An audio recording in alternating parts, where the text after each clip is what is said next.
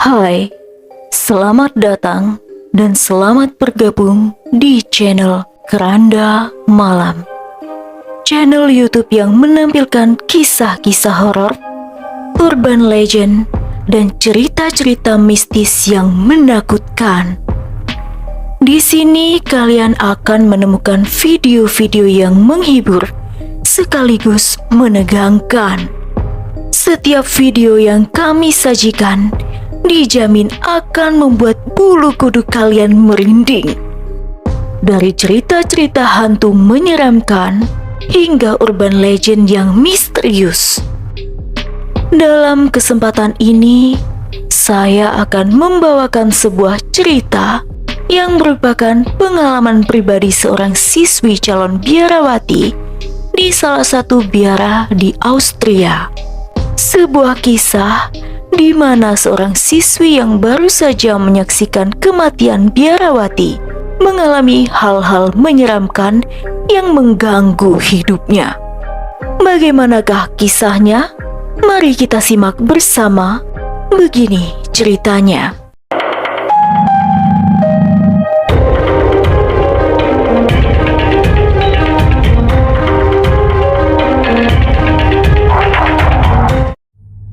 Diam. Sofia memberi isyarat pada Emily untuk menutup mulutnya yang sibuk terkikit melihat mayat itu. Diam gadis-gadis. Emily baru saja menunjuk ke wajah pucat Suster Margaret dan menggumamkan sesuatu dengan pelan. Rose telah ikut serta dalam kenakalan Emily. Keduanya mencoba yang terbaik untuk mengendalikan tawa mereka. Itu adalah hari yang sial bagi biara. Suster Margaret yang masih berusia 30-an meninggal dunia karena kecelakaan. Sekarang dia beristirahat di peti mati di atas hamparan bunga mawar, sementara anak-anak yang tidak memahami kematian memberikan penghormatan. Setidaknya mereka berusaha melakukannya. Emily terhibur dengan ekspresi mayat itu. Itu mengingatkannya pada hidung mendiang Suster Margaret yang mengerut ketika sang suster memarahi mereka.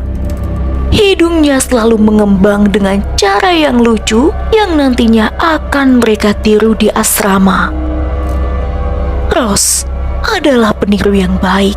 Dia bahkan bisa meniru tingkah lakunya. Tingkah laku Suster Margaret. Itu tidak baik.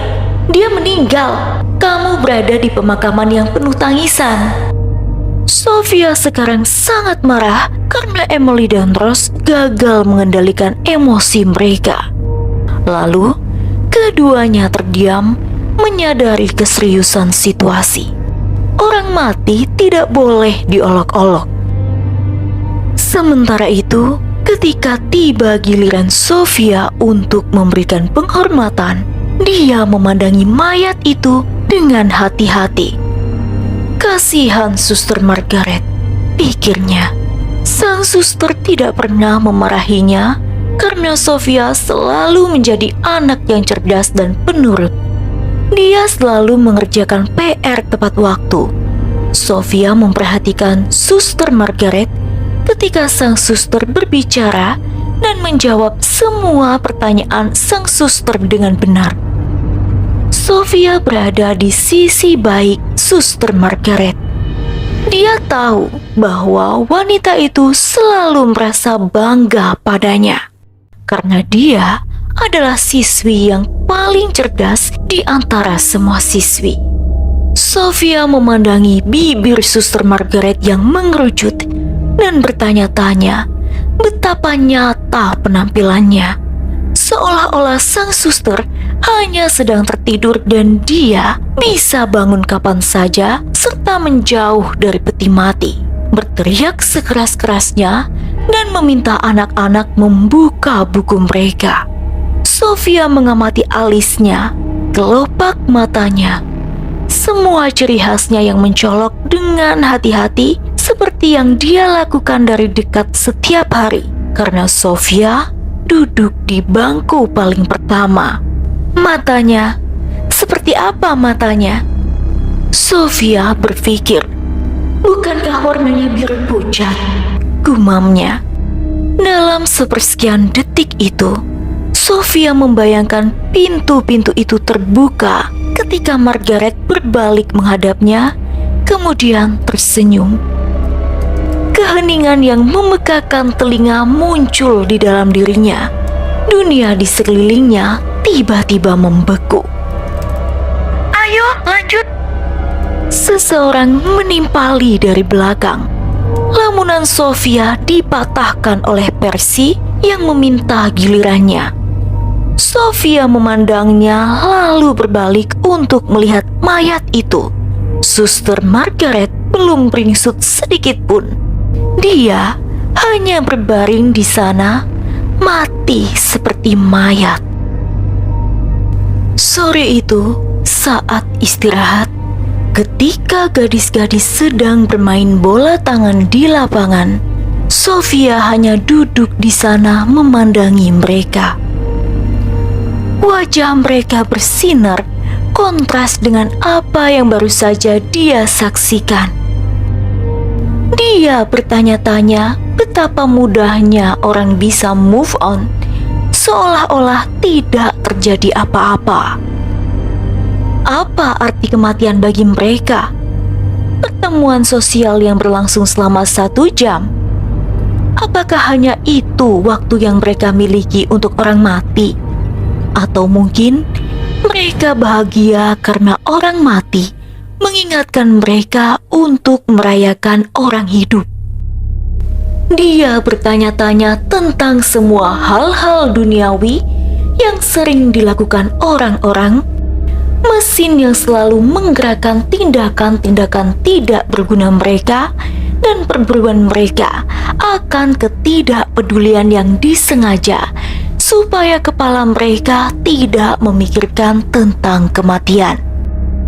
Suatu perasaan yang mengharukan, kehidupan telah dicabut begitu saja dan dunia tidak peduli. Tiba-tiba Emily menerkamnya sambil terengah-engah. "Apa yang terjadi, Sofia? Kamu nampaknya tersesat," tanya Emily. "Tidak ada, aku baik-baik saja," jawab Sofia.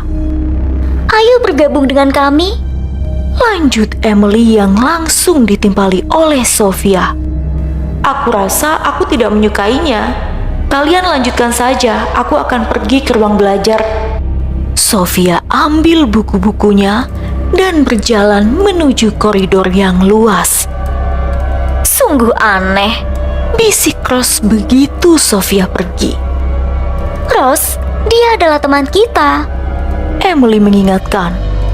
Ya, aku tahu. Ayo pergi."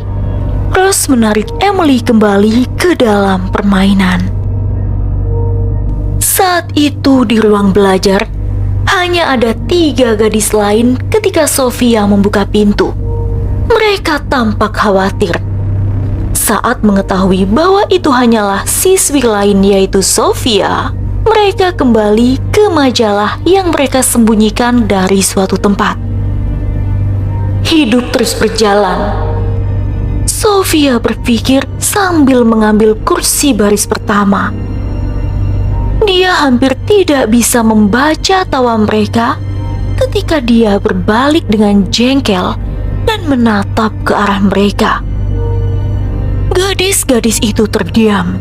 Salah satu dari mereka memberi isyarat kepada yang lain untuk pergi dan membawa majalah itu ke tempat lain. Saat 3 siswi itu pergi, tiba-tiba terdengar seseorang menarik pintu dengan sangat keras.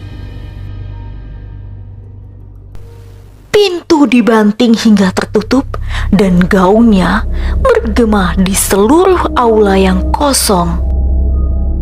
Hal itu segera diikuti oleh keheningan yang meresahkan. Untuk sesaat, Sofia gagal menyadari bahwa dia sendirian di ruang belajar. Ketika dia mencoba berkonsentrasi pada buku yang dibacanya, dia menyadari bahwa dia tidak sendirian. dia disertai sebuah bayangan. Sebuah bayangan tentang Suster Margaret yang masih hidup. Kenangan akan pengajaran sang suster di ruang belajar yang sama muncul di benak Sofia. Sesaat aula itu seolah dipenuhi oleh para siswi. Mereka, para siswi itu mengulanginya setelah Suster Margaret mengucapkan sebuah kata yang sulit diucapkan sambil menganggukkan kepalanya seraya berjalan. Matanya bertemu dengan mata Sofia. Sang suster berhenti dan menatap ke arah Sofia, menunggu Sofia mengucapkan kata yang sulit diikuti itu. Kelas menjadi sunyi, cahaya meredup. Ketika Sofia berusaha membuka bibirnya, dia tidak mampu menjawab sambil bertanya-tanya, apakah semuanya nyata?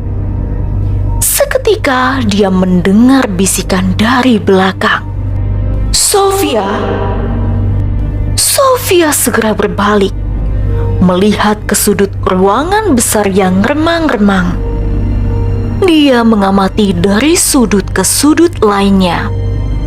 Suara itu sepertinya datang dari jauh, mungkin dari masa lalu.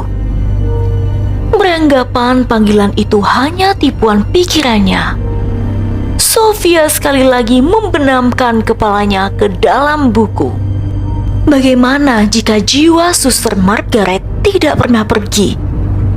Bagaimana jika dia sangat menyukai biara sehingga memutuskan untuk tetap tinggal? Pikiran itu merayapi dirinya seperti ular yang bergerak lambat. Seolah ular itu berjalan dari belakang leher Sofia menuju wajahnya dan menarik perhatiannya ke arah pintu yang tertutup. Satu-satunya bohlam yang ada di ruangan itu berkedip-kedip. Saat itu bisikan yang sama yang dia dengar beberapa detik yang lalu datang dari belakang mejanya. Anehnya, bisikan itu hanya tertuju untuknya saja. Sofia melompat ke pintu, seolah-olah dia melihat hantu. Tapi, ketika dia mencoba membuka pintu, pintu itu gagal dibuka. Dia mengetuk pintu dengan panik. "Buka pintunya, siapapun tolong aku. Pintu tidak akan terbuka. Apakah ada seseorang di sana?" Dia berbalik untuk melihat sekali lagi dan ruangan kosong. Bohlamnya berkedip-kedip lagi. Cahaya yang sekarat. Sofia memindai ruangan dengan cemas. Matanya yang melebar berpindah dari satu bangku ke bangku lain. Karena itulah satu-satunya elemen nyata di sana yang mengungkapkan fakta. Lalu tiba-tiba bohlam padam. Jeritan terdengar di koridor biara. Gadis-gadis berlari menuju pintu yang mengetuk. "Buka pintunya! Tolong bukakan pintunya! Ah!" Hanya itu yang bisa mereka lihat. Gadis-gadis itu mendorong pintu sekuat tenaga, tapi pintu macet. "Itu tidak akan terbuka. Cobalah dari sisimu." Salah satu suster biara berteriak. "Apakah kamu baik-baik saja? Apa yang telah terjadi?" Yang lain bertanya. Dua suster datang juga mendengar jeritan itu. Ketika mereka menyadari usaha mereka sia-sia, mereka mengirim prajurit infanteri. Tapi saat itu, Emily sudah ada di sana. Dia meminta semua orang untuk minggir. Kemudian, dia meletakkan seluruh bebannya di satu bahu dan mendorong pintu dengan sekuat tenaga. Pintunya pun terbuka. Sofia yang terisak-isak dan ketakutan sedang duduk di lantai. Dia belum pernah terlihat tidak berdaya seperti ini. Lampu pun kembali menyala. Ruangan itu tidak gelap lagi. Emily maju dan menyentuh Sofia. Jiwa malang itu tampak seperti telah menyerah pada rasa takut. Sofia memeluk Emily dan mulai menangis. Semuanya akan baik-baik saja, Sofia. Aku di sini. Bisik Emily sambil membawanya pergi ke asrama. Malam harinya di asrama, seperti biasa, para gadis itu suka berdiskusi dengan suara pelan mengenai topik hantu, kegembiraan yang mereka rasakan, dan membuat mereka terhibur. Namun malam itu berbeda. Insiden yang dialami Sofia menjadi buah bibir semua orang. Gadis-gadis itu membayangkan kengerian yang harus Sofia hadapi sendirian di dalam ruang belajar. Macam-macam teori dan cerita pun sudah beredar. Hantu Suster Margaret akan menjadi kisah yang selalu diingat setiap orang selama berabad-abad mendatang. Hanya diperlukan satu generasi skeptis untuk mengatasinya, atau mungkin waktu. Ya, waktu menyembuhkan segalanya. Begitu kata mereka. Emily dan Rose duduk sampai larut malam bersama Sofia untuk tetap membuatnya tenang. Mereka memberikan dukungan pada Sofia seperti yang dilakukan teman sejati pada umumnya. Isakan Sofia membuka jalan bagi tawa ketika mereka semakin banyak mengobrol tentang kesalahan mereka di kelas atau bagaimana mereka saling mengolok-olok. Ketika tawa mereda dan tiba waktunya untuk mengucapkan selamat malam, Emily menunjuk ke arah Sofia. Aku akan segera ke sana. Jika kamu butuh sesuatu, ucap Emily belum selesai, tapi Sofia tersenyum dan mulai membereskan tempat tidurnya. 2 jam kemudian semua orang tertidur lelap. Sofia terbangun di tengah malam dengan suara yang sama yang dia dengar di ruang belajar. Dengan santai, Sofia membuka matanya dan menemukan bahwa dia menghadap ke dinding. Tapi kemudian dia sadar karena dia bisa merasakan nafas berat seseorang datang dari arah belakang.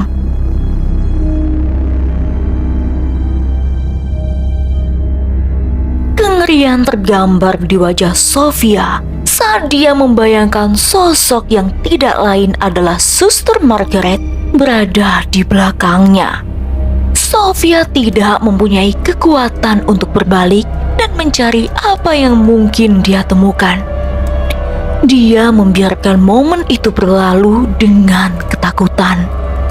Menit demi menit berganti jam, namun nafas berat itu tak kunjung berhenti juga. Sosok itu tampaknya hanya berdiri di sana, mengawasi Sofia. "Silakan berhenti," tegas Sofia. Hanya itu yang bisa dia lakukan ketika Sofia bosan merasa takut. Tepat setelahnya, dia mendengar suara jubah tebal bergerak menjauh, langkah kaki yang pelan dan putus asa. Nafas berat itu seakan semakin menjauh darinya.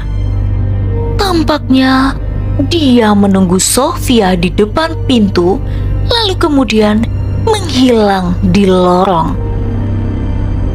Pada akhirnya, Sofia memberanikan diri berbalik untuk melihat yang sebenarnya terjadi di belakangnya. Tidak ada apapun di sana kecuali ruangan yang penuh dengan orang yang tidur nyenyak. Dia memegang selimutnya dan kali ini tidur menghadap pintu. Saat dia melakukannya, hatinya terasa berat. Dia merasa sedih di dalam hatinya dan dia menyesali sesuatu yang tidak begitu dia mengerti. Mungkinkah Suster Margaret ingin menyampaikan sesuatu pada Sofia, siswi kesayangannya?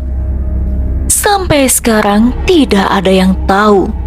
Namun kabarnya, sesekali bayangan sang suster nampak berseliweran di area biara. Sekian dulu ceritaku. Sampai jumpa di cerita selanjutnya.